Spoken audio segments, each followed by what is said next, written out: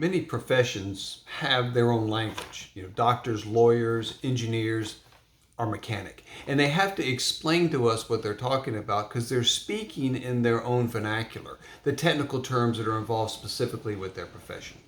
Then there are other languages that are developed culturally, like in Scotland, Wales, they're speaking English, but the chances of you understanding what they're talking about, their use of words, our surfing community, same thing, develop their own language. Not venial, just part of their vernacular and their colloquial community where they develop a language. Then there are some that devise languages specifically to create division, specifically for the purpose of alienating or making others feel inadequate or unprepared or foolish.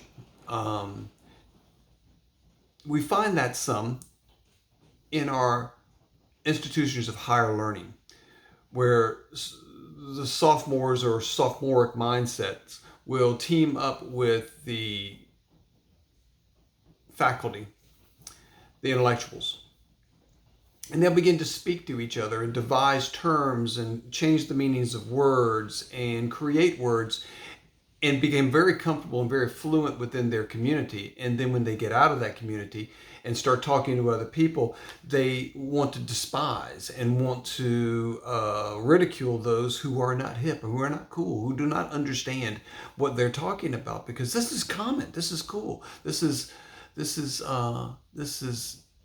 intellectual. And then they will come home and many times from school and what would it be, collegiate speak rather than man speak, collegiate speak to their parents to try to help their ignorant backwoods parents be able to understand the finer and higher things. That would be an excellent example of creating, and I'm glad I fleshed that out for you. You're welcome, because I created a word and in a despising and ridiculing of the students who come home, and displayed my flesh there pretty adequately. So again, you're welcome. The reason for the language is division.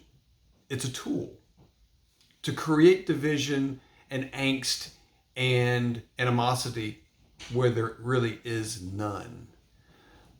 As blood-bought believers, we shouldn't be involved in any of that at all. Let me give you another example. A lot of times, or many times, when I listen to conversations or I see, or I'm involved in conversation, guilty of it, guilty as charged. I'm involved in a conversation where I'm listening to the speech pattern and I'm watching someone, I'm going, I think I'm in the presence of a believer, in the store or the checkout line or DMV or wherever you are.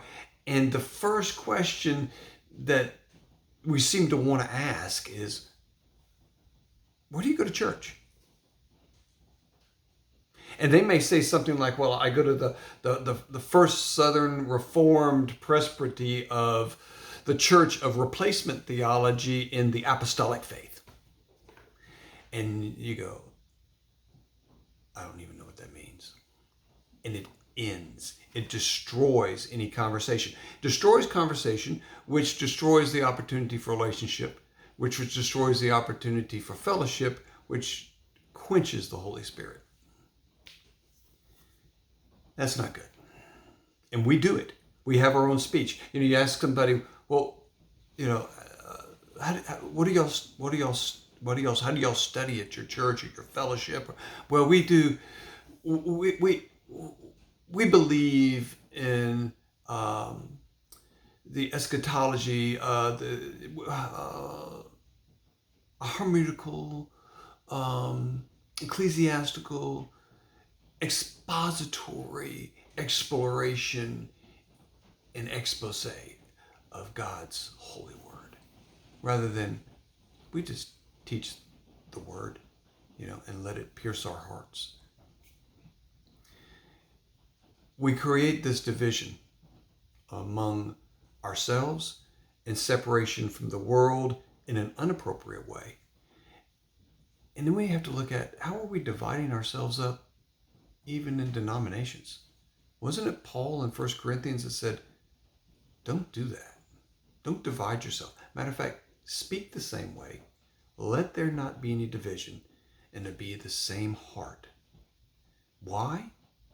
Because the lost who need Jesus Christ and Him crucified are watching. And you don't need all this interference in the way. And you don't need to be part of it. You don't need to be the Christian woke. Not good.